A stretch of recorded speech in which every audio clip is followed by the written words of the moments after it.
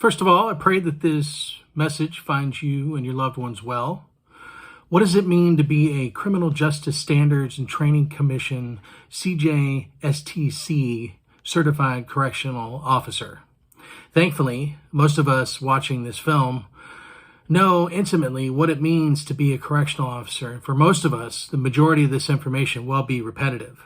The majority of the information presented on this video will be for those who don't know us or need a reminder of who we are. On day one of the Correctional Academy, we learned very quickly about the importance of officer presence. But today we are left wondering what exactly that means.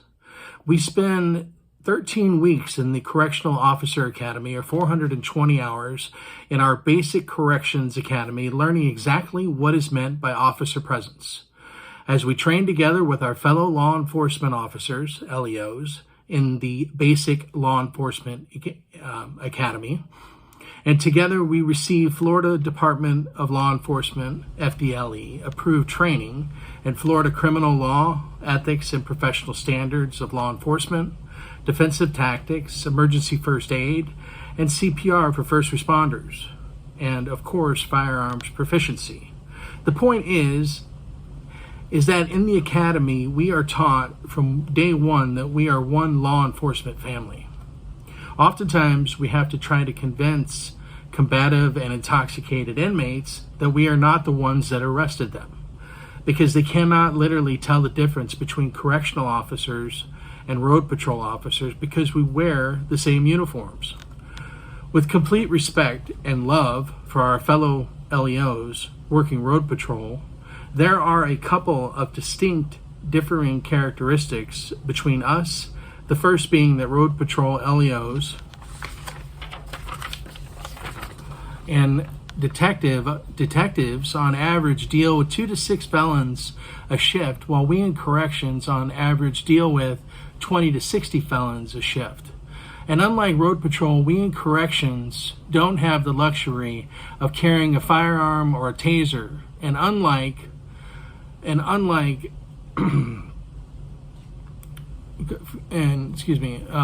a firearm or taser while on shift to protect ourselves or citizens of Florida and the specific communities that we work in and are sworn to protect and serve. From day one, we are taught that we are one law enforcement family, and we became a law enforcement family. Some of us serve as road patrol LEOs, some of us serve as detectives, and some of us serve in the jail as corrections LEOs. And we all have our own set of rules and jurisdictions. But on behalf of all of my fellow correctional officers on this call and listening to this video, let me make it very clear. We are a family of law enforcement officers, and you are law enforcement and you are first responders. Correctional officers, both statewide and nationwide, travel to and from their homes and families and are often wearing the same uniforms while they're driving to and from their homes. And they look exactly like patrol law enforcement officers. In Florida, correctional officers travel for firearms training and annual recertification training. And again, we wear the same uniforms when we travel to and from our training, and we look identical to road patrol. In recent years, as the anti-police movement has grown and ambushes on law enforcement officers have unfortunately been at an all-time high, correctional officers and their respective agencies statewide often had questions regarding applicable laws covering correctional officers to carry a firearm while in public. And as I'm sure you can imagine, this caused a lot of anxiety for correctional officers and their agencies statewide. The inconsistencies regarding the right of law enforcement, including corrections, to carry both on and off duty has caused a plethora of legal problems right here at home in Florida and nationwide, but we will leave this subject for another day. What I will say on this subject matter that is immediately relevant to our discussion today is that in 2019, the Florida Senate worked on House Bill 7125, and when Governor DeSantis signed the final adopted bill, we can find in that bill in Florida statute 790.052 that it was completely rewritten. It now reads in part, B, all persons holding an active certification from the Criminal Justice Standards and Training Commission as law enforcement officers or as correctional officers as defined in Statute 943.10, subsection 1, subsection 2, subsection 6, subsection 7, subsection 8, and or subsection 9 meet the definition of qualified law enforcement officer in 18 U.S. Code Statute 926BC. Correctional officers in Florida and their respective agencies statewide collectively shared this as a huge win. Then came 2020 and COVID-19. In 2020, the nonprofit organization One Voice, which tracks correctional officers' deaths, reported that in 2020, it reported that 2020 was the deadliest year on record for correctional officers. And according to One Voice, 219 correctional officers and 41 members of correctional support died from COVID-19. Our prayers go out to them and their families and friends. So without going into detail, you can only begin to imagine what it was like for correctional officers to work inside the jails during the worst of the pandemic. As the majority of the people on this call, or again on this video, know very well, it was truly horrific for everybody involved, including both officers and inmates. Just the fear in the air surrounding the illness was troubling, not to mention when we actually faced it head on, both personally for many of us in our own one-on-one battles, and definitely as we battled COVID-19 collectively as a profession. Many of us got sick.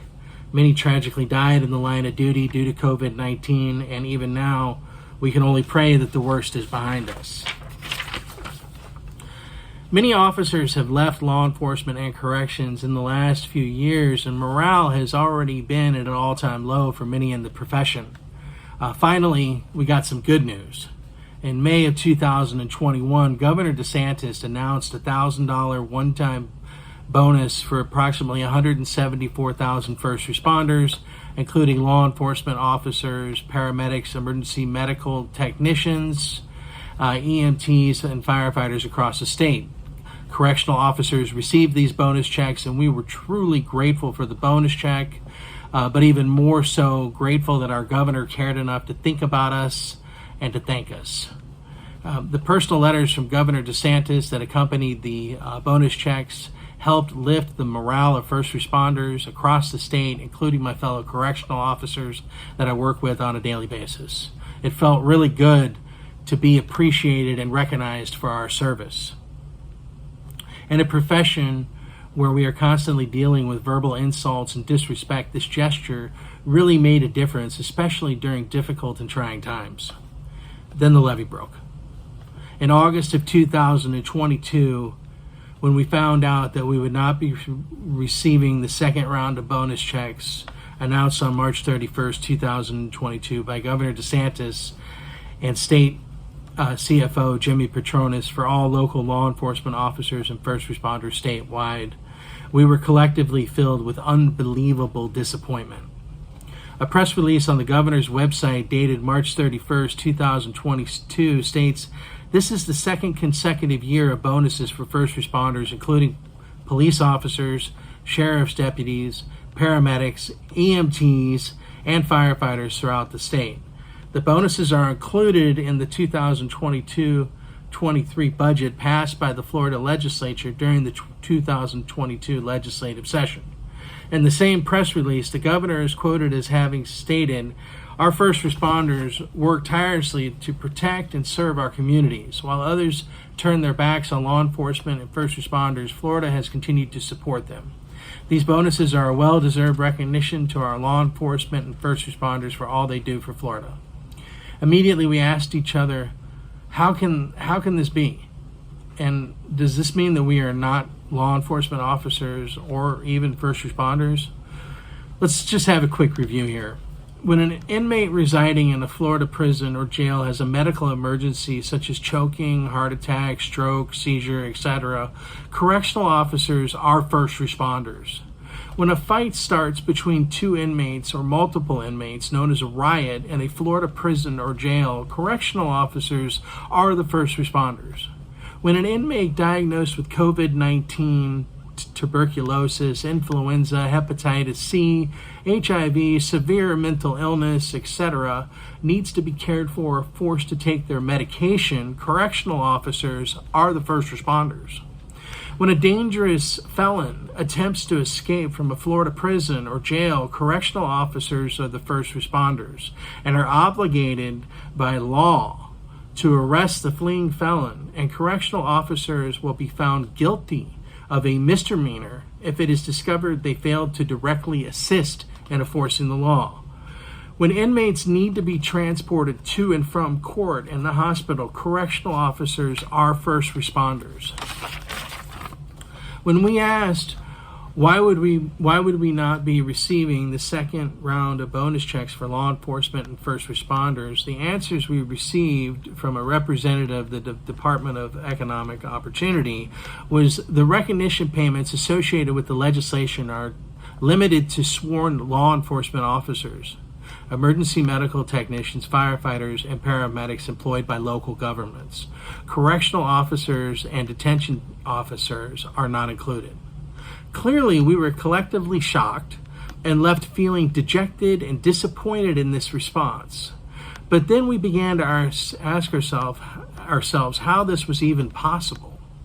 Obviously, the $1,000 would be nice, but not being considered as law enforcement or even as first responders was and is the real problem.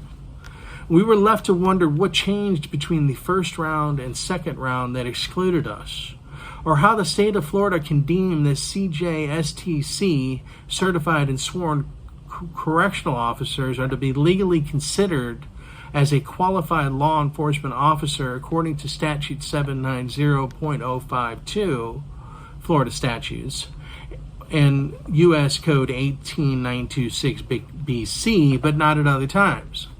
We wondered how this was even physically possible. Furthermore, we wondered how it is even plausible that correctional officers are not included as first responders. Ultimately, we were left believing that an error or oversight must have been made by somebody somewhere in the legislative process, and that excluding correctional officers from the second round of bonus checks was never the desire or intention of the governor. Unfortunately, as I'm sure you can understand, sending the message, even unintentionally, that correctional officers are not to be considered as either qualified law enforcement officers or as first responders was disappointing, to say the very least. And in fact, it destroyed whatever morale we had left. Honestly, I've never witnessed morale so low, and my fellow correctional officers from all over the state of Florida, of all different experience and rank levels, so upset and dejected. I could not personally stand witnessing this, especially in the face of such widespread exuberance regarding the landmark law enforcement legislation passed by the Florida legislature and Governor DeSantis that completely left correctional officers out, as if we did not matter at all, and even worse, completely violated any sense of officer presence that we had been developing from day one of the academy. In corrections, you have to be thick-skinned because you're under a constant barrage of insults and disrespect, as it just comes with the job description and is the nature of the proverbial beast. But to be completely disrespected, although it be unintentional, by our political leaders and governor, who was on a media campaign about how much he is doing for law enforcement and first responders, has just been too much for myself and my fellow correctional officers to sit back and accept. Then to top it off, Governor DeSantis, again with good intentions, I'm sure, and trying to help out, but unfortunately completely out of touch, announces that he's going to solve the problems with the low staffing levels in our state prisons and county jails by utilizing millions from the state budget to send the National Guard into work as correctional officers, as if they have any idea how to do our jobs, and not stopping to even consider taking this action could very well be a violation of 18 U.S. Code 1385, originally at 20 Statute 152, otherwise known as the Posse Comitatus Act. Furthermore, sending the message even unintentionally that correctional officers are not to be considered as either qualified law enforcement officers or as first responders, one, is in direct opposition to legal precedent as set by state law, Florida Statute 790.052. It also creates an officer safety and community safety issue as it directly places the status of correctional officers and their current LEOSA rights in question. Two, it sends the wrong message to correctional officers regarding the critical importance of their sworn duty to serve as first responders inside of Florida's jails and prisons, and regarding the critical importance of their commitment to care, custody, and control inside of Florida jails and prisons. It sends the wrong message and creates a major safety issue for the citizens of the state of Florida and non-citizens that work in or currently reside in a jail or prison in the state of Florida and depend on the quick and skilled response of correctional officers for their ensured safety and well-being. It lowers expectations of the professional responsibilities of correctional officers and therefore jeopardizes the safety and well-being of correctional officers working inside of the jail or prison where they serve their state and their community. It creates a safety issue for the communities where jails and prisons are located in due to a possible increased chance of inmate escape.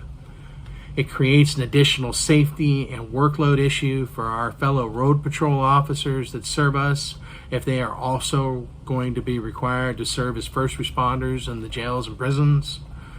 It excludes correctional officers from all of the benefits for qualified law enforcement provided in HB 3. And it excludes correctional officers from receiving the additional 3 years of the drop for law enforcement officers, as provided in Statute 121.0515, Section 3, Subsection A in the Florida statutes. In closing, on behalf of my fellow brothers and sisters in corrections, it is of critical importance to not only make you aware of these matters, but more importantly, to bring your attention to how these matters are having a profound and highly dangerous negative effect on the morale of correctional officers statewide. According to the University of California, Berkeley study in 2018, correctional officers are at a high risk for depression, PTSD, and suicide. A survey conducted in 2017 was the basis of the study and showed that 10% of correctional officers said they considered taking their own life.